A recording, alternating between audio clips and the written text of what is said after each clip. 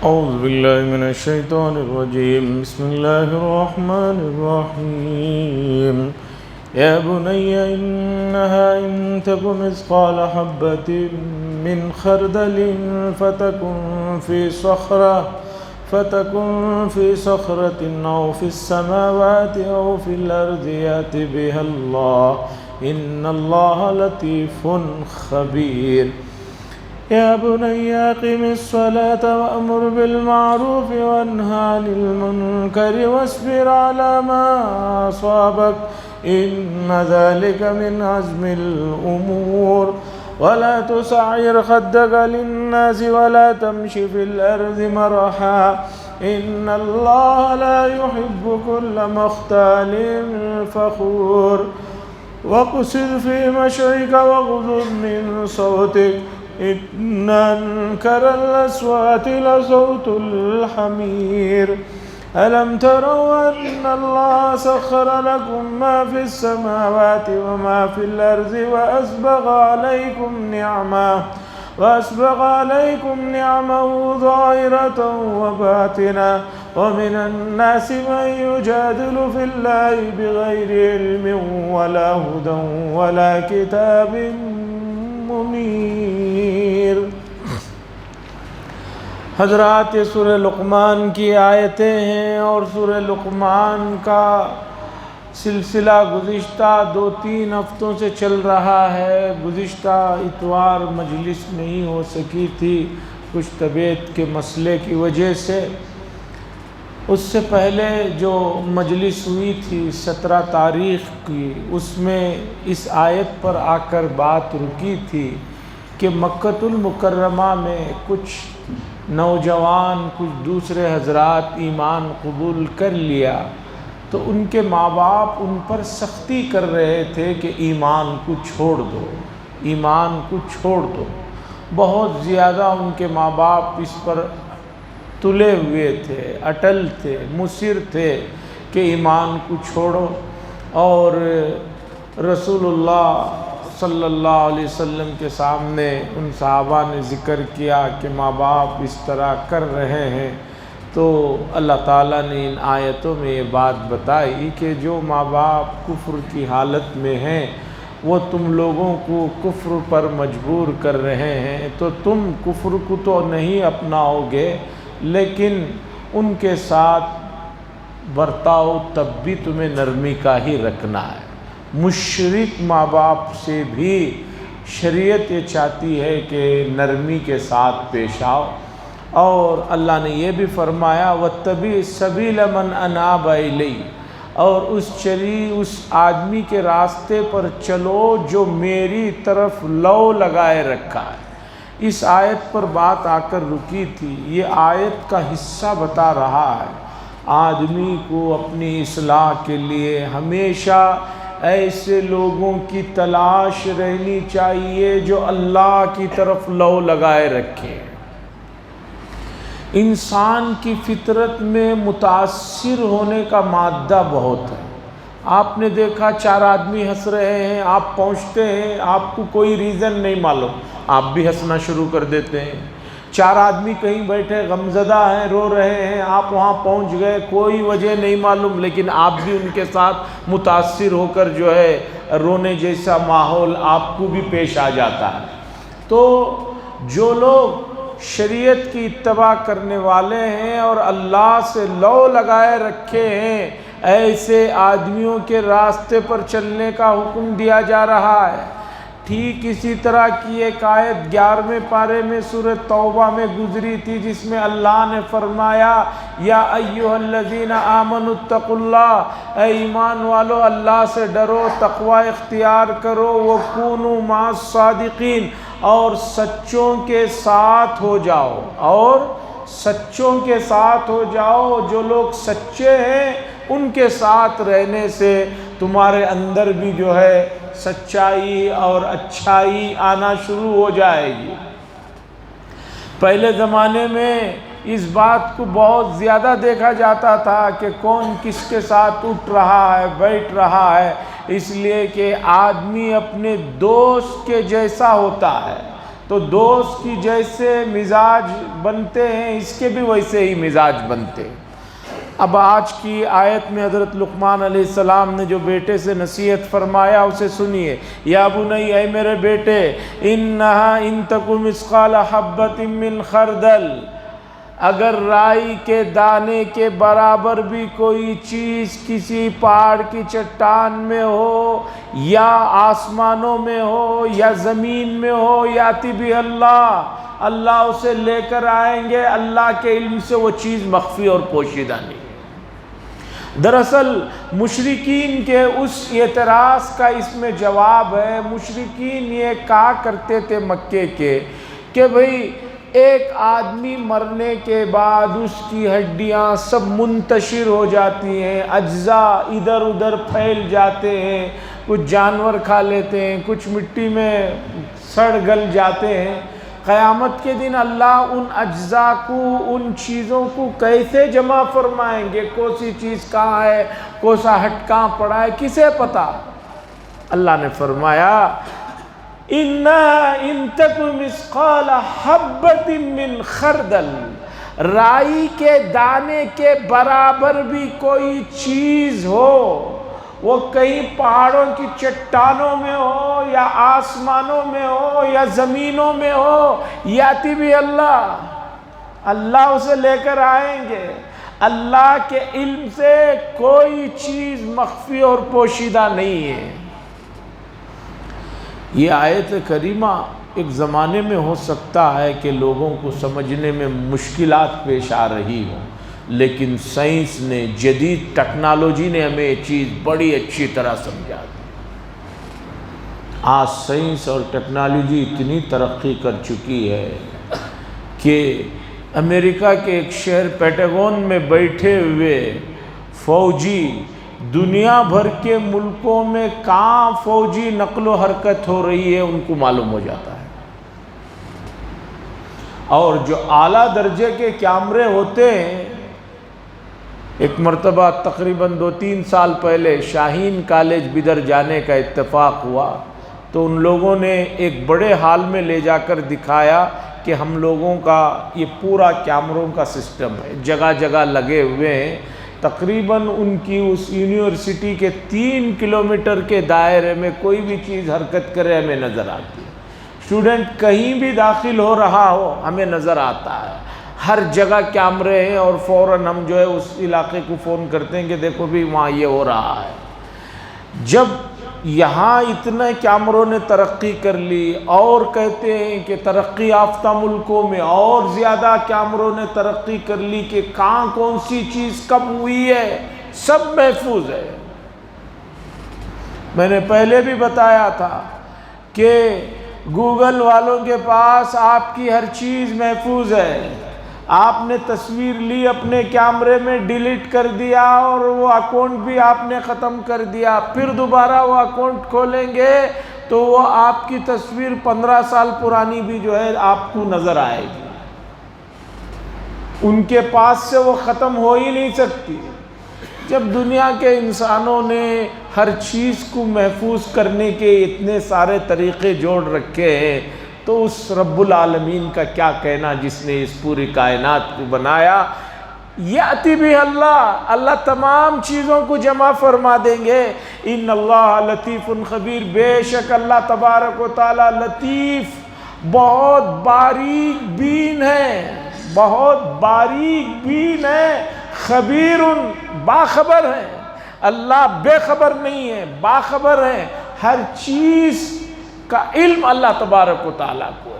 اللہ نے فرشتوں کو ذاتی طور پر انسانوں کے ساتھ لگائے رکھا ہے کہ ہر معاملے کی تفصیلات دلیلوں کے ساتھ جمع کرو تاکہ قیامت کا دن کوئی آدمی انکاری نہ کر دے اور کہہ دے کہ مجھے نہیں معلوم۔ جیسے آج بھی کوئی آدمی کہتا ہے میں نے نہیں کیا، پھر اس سے کہا جاتا اچھا ابھی کیمرہ دکھاؤ، ان کو بتاؤ بھئی کیمرے میں جو چیزیں ہیں دکھاؤ، کیمرے میں وہ چیزیں آ جاتی ہیں تو تب آدمی انکار ہی نہیں کر سکتا۔ تو بتانا یہ ہے یاتی بھی اللہ، اللہ کے علم سے کوئی چیز غائب نہیں، اللہ ہر چیز سے باخبر ہے۔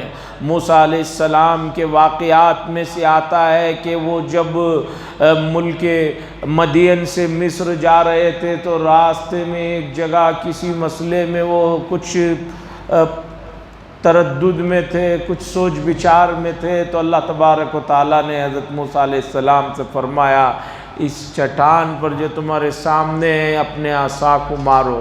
انہوں نے چٹان پر عصا مارا تو وہ بہت بڑی چٹان جو ہے کھل گئی، پھر اس کے اندر دیکھا ایک جگہ ایک چھوٹا سا کیڑا ہے اور اس کیڑے کے سامنے اس کا کھانا پانی یا دانہ یا پتا جو ہے رکھا ہوا ہے۔ اتنی بڑی چٹان کے اندر ایک ذی روح مخلوق کو اللہ تبارک و تعالیٰ کھانا پہنچا رہے۔ رات کی تاریکیوں میں، سمندر کی گہرائیوں میں، وہاں بھی کوئی چیز حرکت کرتی ہے تو اللہ کے علم سے وہ مخفی اور پوشیدہ نہیں ہے۔ اس لیے آدمی کو ہر وقت سوچتے رہنا چاہیے نگرانی ہو رہی ہے، اور جب نگرانی ہو رہی ہے تو آدمی کس طرح ایکٹیو رہتا ہے، اس طرح ایکٹیو رہنے کی ضرورت ہے۔ یا بنی، اے میرے بیٹے، اقیم الصلاۃ، نماز کو قائم کرو۔ لقمان علیہ السلام جن کا زمانہ سمجھیے کہ حضرت داؤد علیہ السلام کا زمانہ ہے، اتنے سال پہلے بھی وہ بیٹے سے کہہ رہے اقیم الصلاۃ، نماز کو قائم کرو، وامر بالمعروف، اور بھلائی کا حکم کرو، اچھی باتوں کو بتاؤ، نیک کاموں کا حکم دو، ونہا عن المنکر، اور برائیوں سے روکو اور بری چیزوں سے منع کرو۔ اچھائیاں اور برائیاں کچھ فطری طور پر ہر آدمی کو معلوم ہے، اس میں کسی آدمی کو کوئی شک و شبہ نہیں۔ جھوٹ بری چیز ہے، ہر آدمی کو معلوم ہے۔ دھوکہ بری چیز ہے، ہر آدمی کو معلوم ہے۔ ہر مذہب میں یہ چیز بری ہے۔ نشے کی چیز بری ہے، ہر مذہب والوں کو معلوم ہے۔ وَنْهَا عَنِ الْمُنْكَرِ، اور برائیوں سے روکتے رہو۔ آج امر بالمعروف تو تھوڑا بہت ہو جاتا ہے، نہیں عن المنکر بہت کم ہو کر رہ گیا ہے۔ آپ کسی کو آتے آتے نماز کو تو بلا دیتے ہیں، چلو بھئی نماز کو چلو۔ کبھی کسی سے کہہ دیتے ہیں چلو بھئی کچھ صدقہ خیرات کر لو، کبھی اور کچھ اچھائیوں کا حکم دے دیتے ہیں، لیکن برائیوں سے روکتے نہیں ہیں، اس لیے کہ برائیوں سے روکتے ہوئے بہت ڈر لگتا ہے۔ جیسے امر بالمعروف فرض ہے، اسی طرح نہیں عن المنکر فرض ہے۔ پھر اس میں کیٹیگریز ہیں، 3 کیٹیگری ہے۔ ایک کیٹیگری یہ ہے کہ ایک آدمی اتنا طاقتور اور پاورفل ہے کہ کسی آدمی کو برائی سے ہاتھ سے روک سکتا ہے، اس کی ذمہ داری ہے کہ ہاتھ سے روکے۔ جیسے باپ ہے، اپنے بچے کو کوئی غلط کام کر رہا ہے تو اس کا ہاتھ پکڑ سکتا ہے، اسے مار سکتا ہے، اسے ڈانٹ سکتا ہے۔ اسی طرح بادشاہ ہے، امیر المومنین ہے۔ سیکنڈ کیٹیگری ہے کہ آپ جو ہے پکڑ نہیں سکتے، زبان سے کہہ سکتے ہیں تو زبان سے کہنا چاہیے کہ بھئی یہ چیز صحیح نہیں ہے۔ لاش درجہ ہے، ایک آدمی کو غلط کرتے ہوئے دیکھ رہا ہے لیکن زبان سے بھی منع نہیں کر سکتا، دل میں تو برا سمجھے، دل تو گواہی دے کہ یہ برا ہو رہا ہے، اس سے مجھے دور رہنا چاہیے۔ اور حضور نے فرمایا وَذَلِكَ أَضْعَفُ الْإِيمَانِ، یہ ایمان کا لاسٹ اور کمزور درجہ ہے۔ اگر اتنا بھی کسی کے اندر نہیں ہے تو سمجھیے کہ ایمان اس کے اندر براہ نام بھی نہیں رہے۔ آج کچھ برائیاں جو فیشن کے نام سے چل رہی ہیں، لوگ اسے کچھ نہیں سمجھتے، حالانکہ وہ گناہ کبیرہ ہیں۔ ان میں سے انہی فیشن والی بیماریوں میں سے جو اس وقت چل رہی ہے وہ ہے ہاتھوں میں گلوں میں چین کا پہننا۔ ہاتھ میں اور گلے میں اب چین پہننا ایک جیسے اپنا بڑا فیشن ہو گیا، ایک اسٹیٹس کا مسئلہ ہو گیا ہے۔ اور بعض لوگ حجت بھی کرتے ہیں کہ نہیں یہ چاندی کی چین ہے، چاندی کی ہے، سونے کی ہے، پیتل کی ہے، تانبے کی ہے، لوہے کی ہے، پلاسٹک کی ہے، سب سیم درجے میں حرام ہے۔ ایک ہی درجے کی حرام ہے چیز ہے وہ۔ دوسرا ہاتھ میں، وہ بھی چاندی کی ہو، پیتل کی ہو، تانبے کی ہو، پلاسٹک کی ہو، پلاٹینیم کی ہو، جو بھی دنیا میں دھات ہو سکتی ہے وہ بھی اسی درجے کی حرام ہے۔ دوسرا اس وقت جو ایک وبا چل پڑی ہے کٹنگ کے نام پر، آج کل جو کٹنگ کرائی جا رہی ہے جس میں الگ الگ جو ہے اللہ کے باغی لوگوں کے فیشن کو کٹنگ میں اپنایا جا رہا ہے۔ بخاری شریف کی حدیث ہے، نہا رسول اللہ صلی اللہ علیہ وسلم عن الوسغ، رسول اللہ صلی اللہ علیہ وسلم نے وسغ سے منع کیا۔ صحابہ نے پوچھا وسغ کیا ہے؟ تو رسول اللہ صلی اللہ علیہ وسلم نے بتایا کہ آدمی سر کے بالوں کو کہیں سے زیادہ کہیں سے کم جو کٹاتا ہے اسی کو وسغ کہا جاتا ہے۔ اسی کی جو شکلیں اس وقت چل رہی ہیں، پورے ملک میں چل رہی ہیں، اچھے اچھے دیندار لوگ بھی کرا رہے ہیں۔ گناہ کبیرہ جسے حدیث میں حضور نے منع کیا ہو وہ کام گناہ کبیرہ کے درجے کا ہے۔ آپ بھی اپنے دوست احباب کو متعلقین کو سمجھائیے، پیار سے بتائیے، سلیقے سے، قرینے سے، طریقے سے۔ تیسری چیز، کپڑوں کے معاملے میں بالکل جو ہے کپڑوں کا جو سلسلہ چل پڑا ہے امت میں وہ بہت ہی جو ہے ناگفتہ بھی کپڑوں کا طریقہ چل پڑا ہے۔ غیروں کے فیشن میں کپڑوں کا جو طریقہ چل رہا ہے یہ بہت مشکل مسئلہ ہے۔ ایسا لگ رہا ہے کہ اگر اسے بار بار نہ منع کیا جائے تو چند دنوں کے بعد اسے کوئی منع کرے گا تو وہ اس کے ساتھ لڑنے لگے گا، اور ایسے ہی ہو رہا ہے۔ وَنَهَ عَنِ الْمُنْكَرِ، اور برائیوں سے روک، وَاصْبِرْ عَلَىٰ مَا أَصَابَكَ۔ اللہ نے فرمایا، حضرت لقمان کی بات سنائی کہ جب اچھائیوں کا حکم دو گے، برائیوں سے منع کرو گے تو تکلیف تو آئے گی، لوگ تو برا بھلا کہیں گے۔ وَاصْبِرْ عَلَىٰ مَا أَصَابَكَ، اور صبر کیجئے جو کچھ آپ کو مشکلات پیش آئیں، چونکہ آپ جب بھی اچھائیوں کا حکم دو گے، برائیوں سے روکو گے، لوگ آپ پر تانا زنی کریں گے، آپ کو برا بھلا کہیں گے، کبھی سامنے کبھی پیچھے، اور ہو سکتا ہے کہ تکلیف دینے پر بھی آئیں۔ وَاصْبِرْ عَلَىٰ مَا أَصَابَكَ، صبر کرنے کی ضرورت۔ قرآن کی سب سے چھوٹی صورتوں میں ایک صورت ہے جو قرآن کے بڑے مضامین کو بتائی ہے، وَالْعَصْرِ إِنَّ الْإِنسَانَ لَفِي خُسْرٍ إِلَّا الَّذِينَ آمَنُوا وَعَمِلُوا الصَّالِحَاتِ وَتَوَاصَوْا بِالْحَقِّ، حق بات کی وصیت کرتے رہو، وَتَوَاصَوْا بِالصَّبْرِ، فوراً اللہ نے فرمایا حق بات کی جب وصیت کرو گے تکلیفیں آئیں گی، وَتَوَاصَوْا بِالصَّبْرِ، صبر کی بھی تلقین کرو۔ ایک آدمی صبر کی تلقین اسی وقت کر سکتا ہے جب خود صبر کر رہا ہو، جب خود ہی صبر نہ کر رہا ہو تو دوسروں کو صبر کرنے کا کیسے کہہ سکتا؟ إِنَّ ذَلِكَ مِنْ عَزْمِ الْأُمُورِ، اللہ فرما رہے ہیں کہ یہ جو چیزیں ہیں یہ بڑی ہمت کے کام ہیں۔ نماز کو قائم کرنا، اچھائیوں کا حکم دینا، برائیوں سے روکنا، اور مشکلات پر صبر کرنا، إِنَّ ذَلِكَ مِنْ عَزْمِ الْأُمُورِ، یہ کام بڑے باہمت کام ہیں، ہمت والوں کے کام ہیں، اس میں ہمت دکھانی پڑتی ہے۔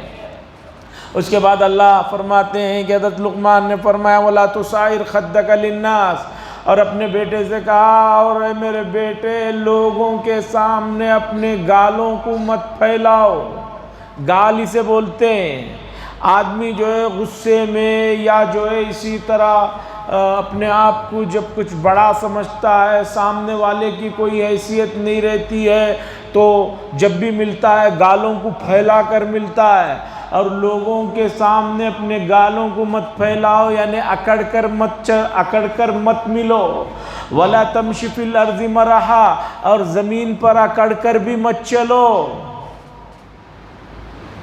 زمین پر اکڑ کر بھی مت چلو، اس لیے کہ تکبر اللہ کو بہت سخت ناپسندیدہ چیز ہے۔ بہت سارے لوگوں کی جو چلن ہے وہ متکبرانہ چلن ہے کہ سر کو نیچے ہی نہیں جھکا رہے، سر کو اوپر اٹھائے ہوئے ہیں۔ اور ایک جگہ پر بات آئی، کتنا بھی کوئی آدمی اپنے سر کو اوپر اٹھا کر چلے وہ پہاڑوں سے نہ اونچا ہو سکتا ہے نہ آسمان کو جا کر مل سکتا ہے۔ اور لوگوں سے اترا کر، گالوں کو پھیلا کر مت ملو۔ آج یہ چیز پوری دنیا میں بہت کم ہو گئی ہے۔ کوئی کسی کو دیکھ کر مسکرانا، ایک نرمی والا چہرہ رکھنا، محبت سے پیش آنا، یہ صفات کم ہوتے جا رہے ہیں۔ آدمی ہمیشہ چاہتا ہے کہ بھئی اس طرح رہوں گا تو میری حیثیت کم ہو جائے۔ نہیں، جب ملو حدیث میں ہے اپنے بھائی سے مسکراتے ہوئے چہرے کے ساتھ ملنا بھی نیکی ہے، صدقہ ہے۔ ان اللہ لا يحب كل مختال فخور، بے شک اللہ تبارک و تعالیٰ نہیں پسند فرماتے ہیں ہر اترانے والے کو اور شیخی باز کو۔ جو شیخی بگار رہا ہے، لا يحب، اللہ اسے پسند نہیں کرتے۔ اللہ جسے پسند نہیں کرتے وہ بہت ہی جو ہے ناپسندیدہ چیز ہے۔ وَاقْصِدْ فِي مَشْعِكَ وَاغْضُضْ مِنْ صَوْتِكَ، اور اپنی چال کو درمیانی چال اختیار کرو، چال درمیانی اختیار کرو، اتنا بھی آہستہ مت چلو کہ بھئی بس اللہ ہی کی پناہ۔ بعض لوگ کچھ چیزوں کو سمجھتے ہیں الٹا سمجھ جاتے ہیں، یہ بھی پریشانی کی بات ہے۔ اللہ نے اکڑ کر چلنے سے منع کیا تو اب کوئی آدمی یہ سمجھے نہیں اللہ بہت آہستہ سے چلنے کے لیے کہہ رہے ہیں۔ بالکل ایک ایک قدم اٹھا کر رکھ کر نہیں، درمیانی چال۔ رسول اللہ صلی اللہ علیہ وسلم کے چال کے سلسلے میں احادیث آئی ہیں، آپ کیسے چلتے تھے، وہ رفتار رکھی جائے۔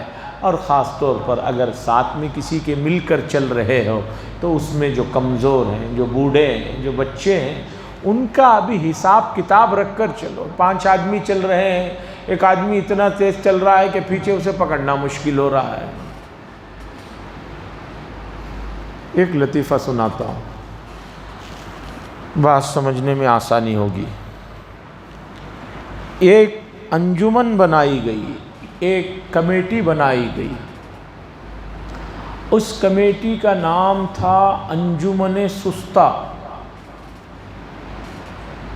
اس میں ان لوگوں کو منتخب کیا گیا جو ہر کام بہت سستی سے کرتے ہیں۔ اس کمیٹی کا یہ ایجنڈا ہی تھا ہم ہر کام سستی سے کریں گے، چستی سے نہیں کریں گے۔ سست سے سستا۔ تو پھر اس میں جو بڑا پوسٹ تھا اس میں تلاش کر کے ایسے آدمی کو دیا گیا جو سب سے زیادہ سست ہے۔ چند دنوں کے بعد ایسا ہوا کہ وہ جو بڑے پوسٹ کے آدمی تھے، لوگوں نے دیکھا، کمیٹی والوں نے، کہ وہ گاڑی کو راستے میں بہت تیز چلا لے کر جا رہے ہیں۔ فوراً مقدمہ دائر ہو گیا، ارے بھائی ہمارا تو کام ہی سست ہے، یہ اتنی تیز گاڑی چلا کر کیسے گئے؟ فوراً میٹنگ بلا لی گئی، اس میں بات آئی کہ بھئی آپ اس عہدے کے قابل نہیں، اتنے بڑے عہدے پر رہتے ہوئے کمیٹی کے اصول کو آپ نے توڑا، آپ نے اتنی تیز گاڑی کیوں چلائی؟ تو اب انہوں نے کیا جواب دیا وہ بھی سنیے۔ انہوں نے کہا بالکل صحیح فرمایا آپ نے کہ میں نے اصول کو توڑا، لیکن دوسرا اصول نہ ٹوٹنے پائے اس لیے گاڑی تیز چل رہی تھی۔ لوگوں نے کہا کیا مطلب؟ کہا گاڑی چلتے چلتے تیز ہو گئی، اور اب آپ تو جانتے ہیں ہماری کمیٹی کا اصول ہی ہے ہر کام سست کرنا، اس لیے میں نے کہا کہ بھی کیوں فوراً بریک ڈالیں، دیر سے ڈالیں گے، اس لیے وہ گاڑی تیز ہو گئی۔ تو اس طرح وقصد فی مشعک، درمیانی چال اختیار کرو، ایسا بھی نہیں کہ بھی پھک کر جو ہے رکھ رہے ہیں، یہ بھی غلط ہے۔ مردوں کی طرح مت چلو، تیز چلنا چاہیے۔ اب چونکہ چلنے کی عادت ختم ہو گئی ہے لوگوں کو، چلنے کی عادت تو اب بالکل ہی ختم ہو گئی ہے۔ اب 2-3 میٹر بھی آدمی نہیں چلتا۔ شہروں میں تو یہ عالم ہے خدا کی پناہ کہ آدمی جو ہے اگر چل کر جا بھی رہا ہو تو اسے کوئی دوسرے آدمی چل کر جانے دیتے نہیں، پیچھے سے ہی کوئی آتا ہے، کیوں جا رہے ہیں، آئیے بیٹھیے میں چھوڑ دیتا ہوں، اس پر رحم نہیں ہے، یہ تو ظلم ہے کہ بھئی اسے چلنے دیا جائے۔ اس لیے کہ صحت کے اعتبار سے واکنگ سے بہترین کوئی نسخہ نہیں ہے، یہ ماہرین تسلیم کرتے ہیں کہ واکنگ بہت اچھی چیز ہے۔ اس کے بعد اللہ نے فرمایا وَغْضُضْ مِن صَوْتِكَ، اور اپنی آواز کو نیچے رکھو، درمیانی آواز نیچے رکھو۔ عرب میں چیخنے چلانے کا بڑا رواج تھا، اللہ نے فرمایا وَغْضُضْ مِن صَوْتِكَ، اپنی آواز کو نیچے رکھو۔ إِنَّ أَنْكَرَ الْأَصْوَاتِ لَصَوْتُ الْحَمِيرِ، بے شک آوازوں میں سب سے بری آواز وہ گدھے کی آواز ہے۔ لصوت الحمیر، گدھے کی آواز جو ہے وہ بہت بدترین آواز۔ اب شہروں والوں کو گدھوں سے بھی واسطہ نہیں پڑتا، اس لیے کہ گاؤں دیہاتوں میں پہلے دھوبی ہوتے تھے، وہ گدھوں کو لاتے تھے، لے جاتے تھے، اور محلے میں ان کی ڈھیچوں کی آوازیں سننے کو ملتی تھی۔ اب شہروں میں یہ سب چیزیں نہیں۔ اور ویسے بقول غالب کے ایک شعر ہے کہ دلی میں الوؤں کی کیا کمی ہے، ایک ڈھونڈو ہزار ملتے ہیں۔ باقی اس طرح کے جو کام ہیں، جو گدھا ضرب المثل ہے ہمارے یہاں، جو بھی آدمی الٹا سیدھا کام کرتا ہے کہتے ہیں کہ بھئی اس کی عقل گدھے جیسی ہے۔ ایسا نہیں ہے، بڑا وفادار جانور ہے، بڑا محنتی جانور ہے۔ ان انکر الاصوات لصوت الحمیر، بے شک آوازوں میں بری آواز لصوت الحمیر جو ہے وہ گدھے کی آواز ہے۔ اسی لیے صحابہ کرام میں جن کی آواز ذری اونچی تھی وہ رسول اللہ صلی اللہ علیہ وسلم کے پاس آتے تو بہت ڈرتے، چہرے پر کپڑا ڈال لیتے، یہاں پکڑ کر بات کرتے کہ کہیں آواز اونچی نہ ہو جائے۔ اور روضے پر بھی رسول اللہ صلی اللہ علیہ وسلم کی وفات کے بعد بھی چیخنے چلانے کو سخت ناپسند کرتے، لیکن موجودہ زمانے میں مدینہ منورہ میں روضے اقدس پر لوگ سلام پڑھنے جاتے ہیں، وہاں بھی ہنگامے کرتے رہتے ہیں، چیختے رہتے ہیں، اور اگر یہ کچھ نہ کریں تو تیسرا اور آخری کام ویڈیو ضرور بناتے ہیں کہ بھئی میں وہاں گیا ہوں، سلام پڑھا ہوں، وہ ویڈیو بنا کر پوروں کو ڈالتے ہیں، اسٹیٹس میں ڈال رہے ہیں، ویڈیو بنا کر بھیج رہے ہیں۔ آپ ایک اتنا بڑا کام کرنے گئے روضہ رسول پر، اس کی ویڈیو کی کیا ضرورت ہے؟ وہ تو اللہ کے ہاں مقبول ہو جائے، یہ تو چھپانا چاہیے۔ حضرت تقی عثمانی صاحب نے واقعہ لکھا ہے، بڑا متاثر واقعہ ہے۔ ان کے والد حضرت مولانا مفتی محمد شفیع صاحب عثمانی قدس سرہ، جو بڑے عالم، پڑوسی ملک کے مفتی اعظم، جن کی معرف القرآن اور بے شمار کتابیں ہیں، ان کا معمول تھا کہ روضہ اقدس پر جب بھی سلام پڑھنے جاتے تو ہر آدمی جالیوں کے قریب جانا چاہتا ہے، جالیوں کو چھینا چاہتا ہے، اور وہیں کتنے بھی دھکے دو وہاں سے ہٹنا نہیں چاہتا۔ تقی عثمانی صاحب نے لکھا کہ میں نے میرے والد صاحب کو دیکھا، وہ روضے سے جالیوں کے قریب نہیں، بہت دور کھڑے ہو کر بہت دیر تک پڑھتے رہتے تھے سر جھکائے ہوئے۔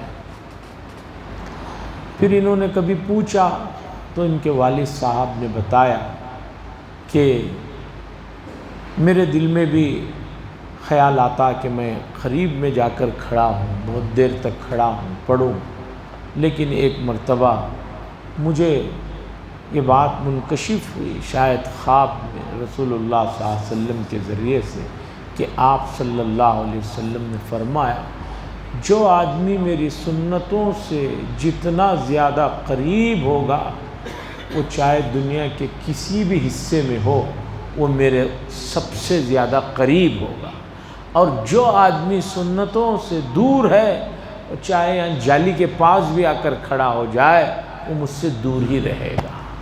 اس لیے میں دور ہی کھڑے رہتا ہوں، کوشش کرتا ہوں کہ کسی کو میرے سے تکلیف نہ ہو۔ تو بہرحال ان انکر الاصوات لصوت الحمیر۔ اب سنیے اللہ تعالیٰ اپنی نعمتوں کو بتا رہے ہیں، علم ترو، کیا تم نے نہیں دیکھا بے شک اللہ تبارک و تعالیٰ نے تمہارے فوائدوں کے لیے تمہارے ماتحت کر دیا جو کچھ آسمانوں میں ہے اور جو کچھ زمینوں میں ہے۔ آسمانوں اور زمینوں کی تمام چیزوں کو تمہارے انڈر میں دے دیا ہے، ماتحت میں دے دیا ہے، اس سے فائدہ اٹھاؤ۔ اب اگر کوئی فائدہ نہیں اٹھا رہا ہے تو یہ اس کی سستی اور یہ اس کی جو ہے کوتاہی ہے۔ وَأَسْبَغَ عَلَيْكُمْ نِعْمَهُ ظَاهِرَةً وَبَاطِنَةً، اور اللہ فرماتے ہیں اور ہم نے تم پر ہماری ظاہری اور باطنی نعمتوں کو جو ہے تم پر جو ہے بہا دیا ہے، تم پر بے شمار اپنی نعمتوں کو جو ہے ڈال دیا ہے، تمہارے لیے سب کر دیا ہے۔ وَمِنَ النَّاسِ، اور لوگوں میں سے ایسے بھی ہیں جو اس کے باوجود اللہ سے جھگڑتے رہتے ہیں، اور یہ جو اللہ سے بحث و مباحث اللہ کی ذات کے سلسلے میں کر رہے ہیں بغیر علم، ان کے پاس کوئی علم بھی نہیں ہے، وَلَا هُدَى، اور نہ کوئی رہنمائی اور روشنی والی چیز ہے، وَلَا كِتَابٍ مُنِيرٍ، اور نہ کوئی ان کے پاس کتاب ہے جو ان کو اس کی چیز کی طرف توجہ دلاوے۔ اتنی ساری اللہ کی نعمتیں آسمانوں اور زمینوں میں اللہ نے رکھ دی، تمہارے ماتحت کر دیا۔ یہ اللہ کے ماتحت کرنے ہی کا نتیجہ ہے کہ دنیا میں یہاں بیٹھ کر 3 لاکھ سے زائد کلومیٹر دور پر چاند پر آدمی پہنچ رہا ہے، اور زمین کی گہرائیوں میں جا کر جو ہے خزانوں کو لا رہا ہے، سمندر کی گہرائیوں میں جا کر خدا جانے کیا کیا چیزیں لا رہا ہے۔ اور آج تک یہ بھی آدمی نہیں کہہ سکتا کہ پوری سائنس نے پوری دنیا کی چکریں لگا لی ہے، پوری دنیا کی حقیقتوں سے واقف ہو گیا ہے۔ نہیں، ابھی بہت چیزیں ہیں، ابھی بہت پردے اٹھنے ہیں، ابھی بہت سے حقائق ہیں جو انسانوں سے مخفی ہیں، اور انسانوں میں بھی ان سے جو سب سے زیادہ ان چیزوں کے پیچھے لگے ہوئے ہیں سائنٹسٹ حضرات، ان سے بھی بے شمار چیزیں بھی مخفی اور پوشیدہ ہیں، اور خدا جانے کب کھلیں گی۔